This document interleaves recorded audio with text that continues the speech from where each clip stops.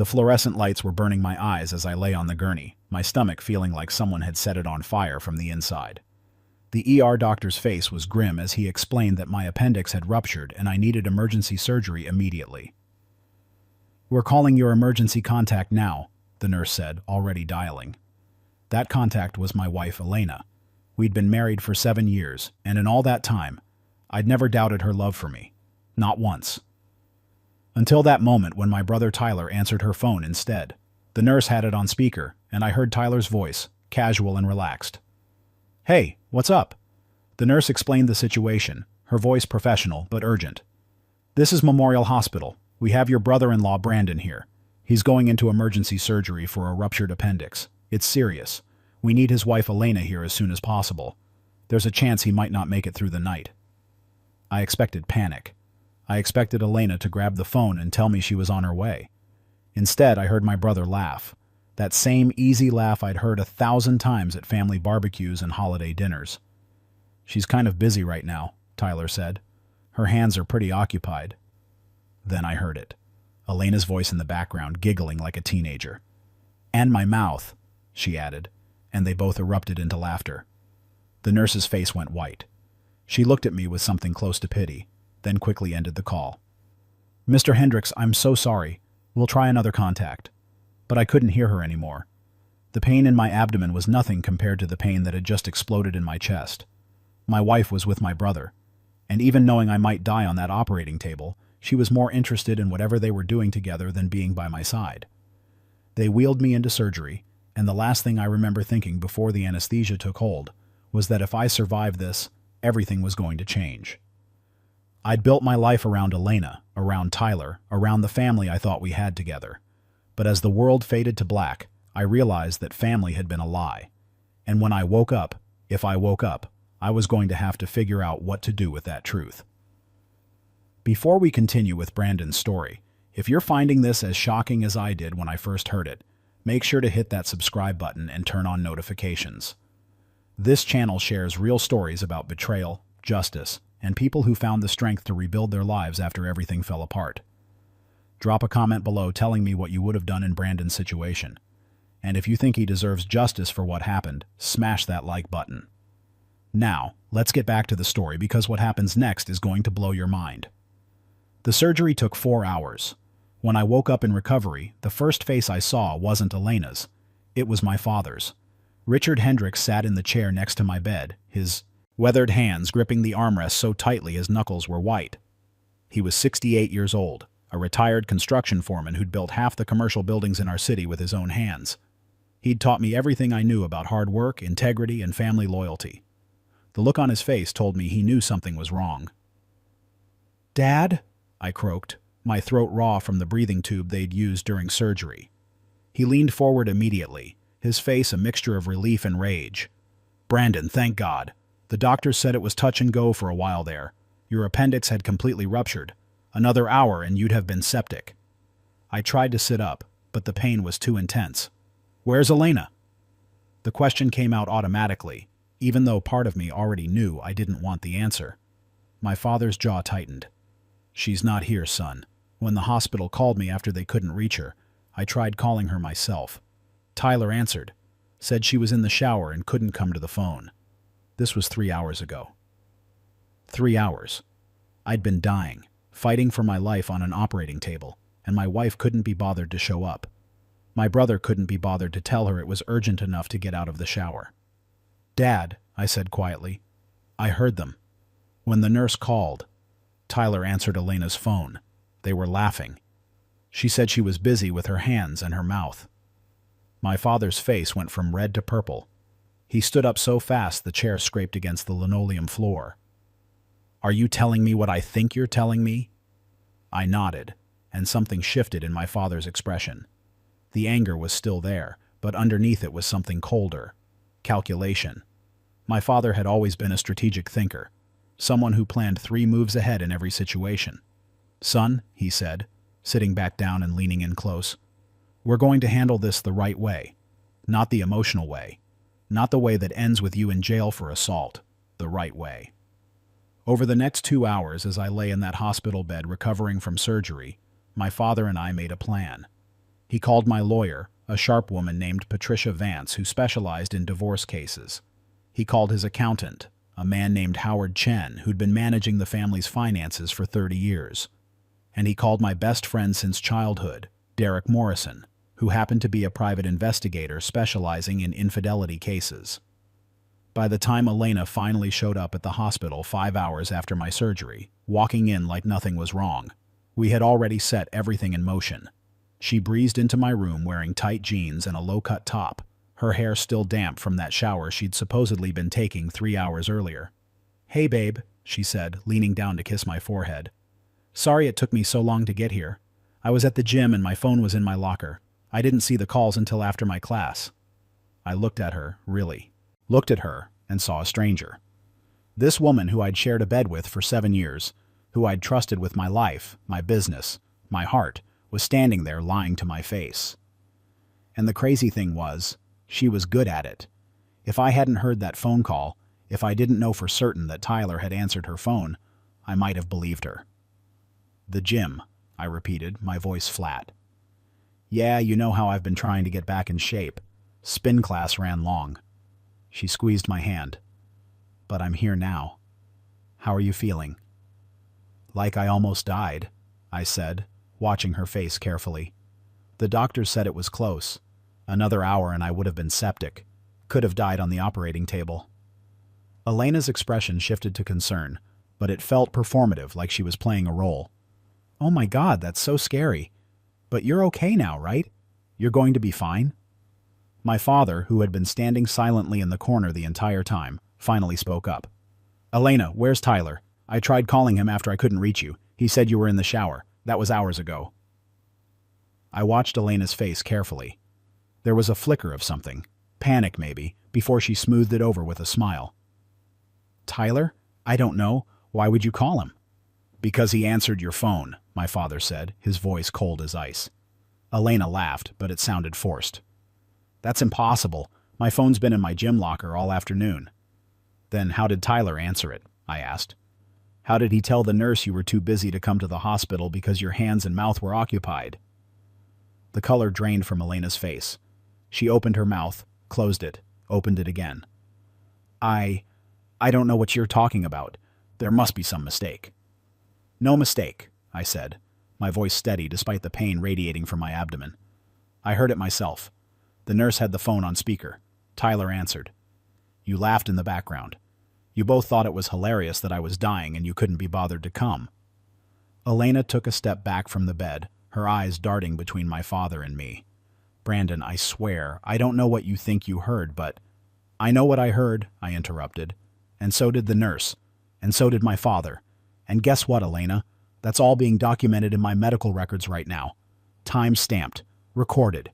The hospital keeps logs of all emergency contact calls." Elena's face crumpled, and for a moment I thought she was going to confess. Instead, she burst into tears. "I can't believe you're accusing me of something like this when you almost died. What kind of person does that?" My father stepped forward. "The kind of person who's been keeping detailed financial records for the past 7 years. The kind of person who's about to file for divorce and take everything you've been hiding from him." Elena stopped crying instantly. "What are you talking about?" "I'm talking about the joint savings account you thought I didn't know about," my father said. "The one you and Tyler opened 6 months ago. The one that has $47,000 in it. All transferred from Brandon's business accounts in small amounts he wouldn't notice." Elena went white. "How did you—" "I'm a construction foreman who's been managing million-dollar projects for 40 years, my father said coldly. "You think I don't know how to track money?" I watched my wife's face cycle through emotions. Shock, fear, anger, and finally defiance. "You can't prove anything." "Actually," I said, "we can. My lawyer's been pulling records all afternoon. My accountant's been going through my business books. And my private investigator friend? He's been tracking your movements for the past 6 months. Turns out you and Tyler have been spending a lot of time together. Hotel receipts, restaurant bills, all paid for with cash withdrawals from that secret account." Elena stood there, trapped, and I could see her calculating her next move. Finally, she played her last card. "Fine," she said, her voice going cold. "You want to know the truth? Yes, Tyler and I are together. We have been for almost a year, And you know what? He's better than you in every way that matters. He actually knows how to make me feel alive instead of boring me to death with your predictable life." My father moved toward her, and for a moment I thought he was going to physically throw her out of the room, but he controlled himself, stopping just inches from her face. "Get out," he said quietly. "Get out of this hospital. Get out of my son's house and get your lawyer ready, because what's coming next is going to destroy you." Elena grabbed her purse and headed for the door, but before she left, she turned back to me one last time. "You know what the sad thing is, Brandon? You were so trusting, so stupidly loyal, that you never even saw it coming. Tyler and I laughed about it all the time. How easy it was to fool you." After she left, I lay in that hospital bed feeling like I'd been gutted twice. Once by the ruptured appendix, and once by the revelation that the two people I'd trusted most in the world had been systematically betraying me for almost a year. My father sat back down, his hand on my shoulder. "Son, I need you to listen to me very carefully. We're not just going to divorce her. We're going to make sure she and Tyler both pay for what they've done. But I need you to trust me and follow the plan." I looked at my father, this man who'd taught me everything about being a man, about honor and integrity and doing the right thing even when it's hard. And I realized that sometimes the right thing isn't mercy. Sometimes it's justice. "Tell me what to do," I said. And my father smiled, but it wasn't a kind smile. It was the smile of a man who'd built buildings that would stand for 100 years. And he was about to build a case that would bury my wife and brother forever. The next 2 weeks in the hospital were some of the strangest of my life. I had to stay for extended observation because the infection from my ruptured appendix had been worse than they initially thought. But while I was lying in that bed, recovering from surgery and pumped full of antibiotics, my father and his team were working around the clock to build our case. Derek Morrison, my private investigator friend, turned out to be worth every penny I'd never had to pay him. We'd grown up together, played football together in high school, been best men at each other's weddings. When my father called him that first night and explained the situation, Derek had dropped everything to help. "Brandon's been there for me through 2 divorces and a bankruptcy," Derek told my father. "I'm not going to let some cheating wife and piece of garbage brother destroy him." Derek's investigation uncovered things I never would have suspected. Elena and Tyler hadn't just been having an affair. They'd been planning to take everything I'd built and disappear together. Tyler, my younger brother by 3 years, had always been the charming one, the one who could talk his way into or out of anything. He'd bounced from job to job his entire adult life, never quite finding his footing. I'd helped him out more times than I could count, loaned him money he never paid back, gave him jobs at my construction supply company when he needed work. And the whole time, he'd been sleeping with my wife and plotting to steal my business. Derek found emails between Elena and Tyler going back 18 months. Before they'd even started the physical affair, they'd been emotional partners, complaining about me, about how boring I was, how predictable, how they both deserved more than the life I could give them. Reading these emails, Derek told me during one of his hospital visits, it's like they were building each other up to justify what they were planning to do. The emails detailed everything, how Tyler had convinced Elena to start skimming money from my business accounts. Small amounts at first, just a few $100s here and there that I wouldn't notice, then larger amounts as they got bolder. They'd been planning to wait until they had $100,000 saved, then Tyler was going to convince me to invest in a fake business opportunity. Once I transferred the money, they'd disappear together, leaving me bankrupt and alone. But that wasn't even the worst part. The worst part was the emails where they talked about me dying. If something happened to Brandon, Elena had written 8 months ago, I'd get everything. The house, the business, the life insurance. We wouldn't even have to steal from him piece by piece. Tyler's response had chilled me to the bone. Maybe we should help something happen, make it look like an accident. They never acted on that plan, thank God. But the fact that they'd even discussed it showed me exactly how far they'd fallen. These weren't people who loved me and made a mistake. These were predators who saw me as a resource to be exploited and eventually discarded. My father read those emails with his reading glasses perched on his nose, his face getting redder with each page. When he finished, he looked at me with eyes full of sorrow. "Brandon, I'm so sorry. I brought that boy into this world. I raised him. And somehow he turned into this." "It's not your fault, Dad," I said, though part of me wondered if Tyler had always been this way, and I'd just been too blind to see it.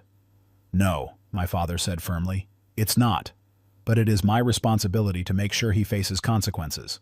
And that's exactly what's going to happen. Patricia Vance, my lawyer, was a force of nature. She was in her late 50s, with steel gray hair and the kind of sharp intelligence that made opposing counsel nervous. She'd handled some of the biggest divorce cases in the state, and she had a reputation for being absolutely ruthless when her clients had been wronged. "Brandon," she said during one of her hospital visits, reviewing documents on her tablet, "we have enough evidence here to not only win the divorce, but to pursue criminal charges against both Elena and Tyler for embezzlement and conspiracy to commit fraud." "Criminal charges?" I repeated. Patricia nodded. "They stole nearly $50,000 from your business accounts. That's felony theft.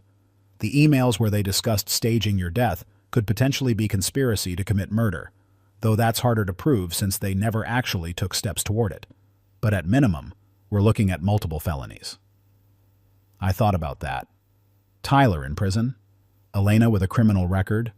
Part of me, the part that still remembered the brother who taught me to ride a bike and the wife who used to make me breakfast in bed, wanted to say no. Wanted to just take the divorce and move on. But then I remembered Tyler's voice on that phone call, laughing while I was dying. I remembered Elena's smirk when she told me how easy it had been to fool me. And I realized that mercy to people like that wasn't kindness. It was weakness. "File the charges," I said.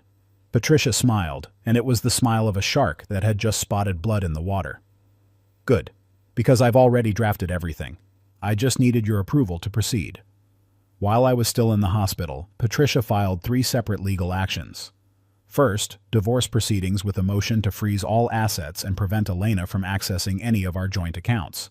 Second, a civil lawsuit against both Elena and Tyler for theft, fraud, and breach of fiduciary duty. Third, she forwarded all the evidence to the district attorney's office with a request to file criminal charges. The fallout was immediate and spectacular. Elena was served with divorce papers at her mother's house, where she'd been staying since I kicked her out of the hospital. According to Derek, who had someone watching her, she'd screamed at the process server and thrown the papers in his face. Tyler was served at his apartment, and he apparently tried to run. The process server had to chase him down in the parking lot. The criminal charges came 2 days later. The district attorney's office reviewed the evidence and agreed that there was enough for prosecution. Tyler and Elena were both arrested on the same day, charged with felony theft, conspiracy to commit fraud, and embezzlement. The bail was set at $50,000 each, which meant they each needed to come up with $5,000 to get out. Neither of them had it. The money they'd stolen was frozen by court order, and neither of them had any other assets. Tyler called my father from jail, begging him to post bail. I was there when the call came in, finally home from the hospital and recovering in my bedroom. My father put it on speaker so I could hear. "Dad," Tyler said, his voice cracking, "you have to help me. I can't stay in here. These people are animals. I'm scared." My father's voice was colder than I'd ever heard it. "You should be scared, Tyler. You stole from your brother. You slept with his wife. You laughed while he was dying. And you're going to pay for all of it." "Dad, please," Tyler begged. "I'm your son. You can't just abandon me." "You abandoned this family the moment you decided to betray your brother," my father replied. "You made your choices, Tyler. Now you live with them." He hung up, and we sat in silence for a moment. Then my father turned to me. "I know that was hard to hear. He's still my son, and part of me wants to help him. But Brandon, if I do that, I'm telling him that family loyalty means nothing, that he can hurt the people who love him and face no real consequences." "I know, Dad," I said. "You're doing the right thing." Elena's mother tried a different approach. Lucille Warner showed up at my house 3 days after the arrests, ringing the doorbell insistently until my father answered. I listened from the living room as she pleaded with him to drop the charges. "Richard, please," she said, her voice desperate. "Elena made a mistake. She's sorry. You can't ruin her life over one mistake." "One mistake?" My father's voice was incredulous. "Lucille, your daughter stole $50,000 from my son. She had an affair with his brother for over a year. She laughed while he was dying in a hospital. That's not one mistake. That's a pattern of calculated cruelty." "She's my only daughter," Lucille said, and I could hear her crying. "If she goes to prison, her life is over. She'll have a record. She'll never be able to get a decent job. Please, can't we work something out?" I walked to the door then, standing next to my father. Lucille's face was streaked with tears, her hands clasped in front of her like she was praying. "Mrs. Warner," I said quietly, "did Elena tell you that she and Tyler discussed killing me for the insurance money?" Lucille's face went white. "That's not true. Elena would never—" "It's in writing," I interrupted. "Emails between her and Tyler, planning how they could make it look like an accident. The district attorney has copies." Lucille staggered backward like I'd hit her. No, that can't be real." "It's real," my father said. "And that's why we're not dropping the charges. Your daughter isn't just a cheater, Lucille.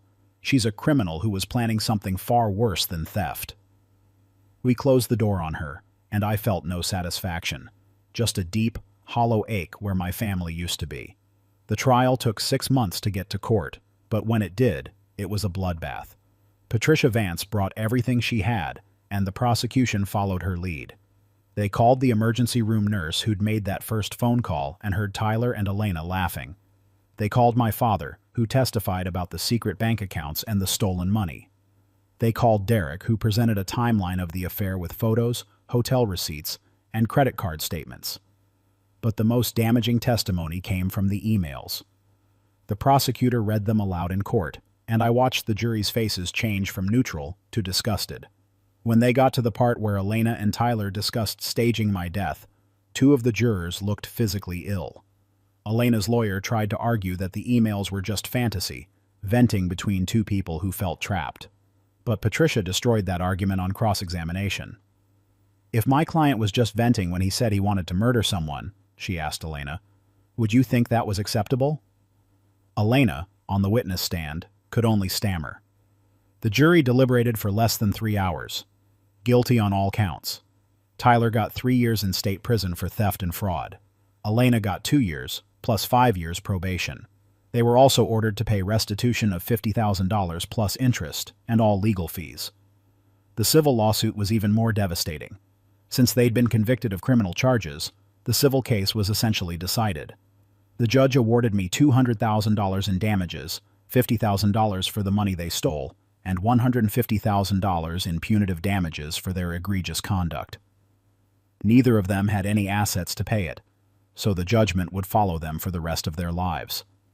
Any money they earned, any property they acquired, I could legally take it until the debt was paid in full. After the sentencing, I stood outside the courthouse with my father and Patricia. The local news cameras were there, asking for statements. Patricia handled it like the professional she was. "Justice was served today," she said. "2 people who betrayed the trust of a family member and committed serious crimes have been held accountable. This sends a message that theft and fraud will not be tolerated, even among family." That night, my father and I sat in his living room, the room where I'd spent countless Sundays watching football games and holidays opening presents. It felt different now, smaller somehow, like something essential had been carved out of it. "How are you really doing, son?" my father asked. I thought about that. How was I doing? My wife was going to prison. My brother was going to prison. My marriage was over. The family I'd thought I had turned out to be a lie. "I'm better than I was 2 weeks after that surgery," I said finally. "Back then I was just angry and hurt. Now I feel like I got closure, like I can actually move forward." My father nodded. "That's good. That's healthy. And Brandon, I want you to know something. I'm proud of you. You handled this the right way. You didn't let your emotions control you. You built a case, you followed the law, and you got justice. That takes real strength." 6 months after the trial, I was a different person. I'd sold the house Elena and I had shared, unable to stand being in a place where she'd betrayed me for so long. I bought a smaller place closer to my office, modern and clean with no memories attached. The construction supply business was thriving. Turns out removing the person who'd been embezzling from your company is great for the bottom line. I'd hired a new accountant, implemented better controls, and actually saw my profit margins improve by 30%. I'd also started dating again, though I was taking it slowly. Trust didn't come easily anymore, and I was okay with that. Better to be cautious than to end up in another situation like Elena. My father and I had grown closer through all of this.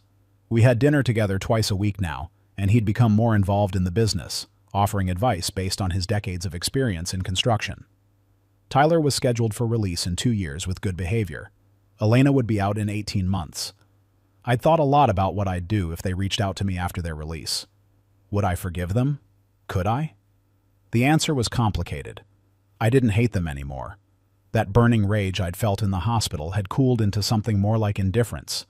They'd made choices that destroyed our relationship, and they'd faced consequences for those choices. That was justice. But forgiveness? That was something I hadn't figured out yet. One Sunday morning, about 8 months after the trial, I was at my father's house for our usual breakfast when my phone rang. It was an unknown number, but something made me answer. "Brandon?" The voice was tentative, uncertain. "This is Emily." Emily was Tyler's ex-girlfriend from college, someone I hadn't spoken to in years. "Emily, hey, what's going on?" I heard about everything that happened with Tyler and Elena. I wanted to reach out sooner, but I wasn't sure if you'd want to hear from me." "It's fine," I said.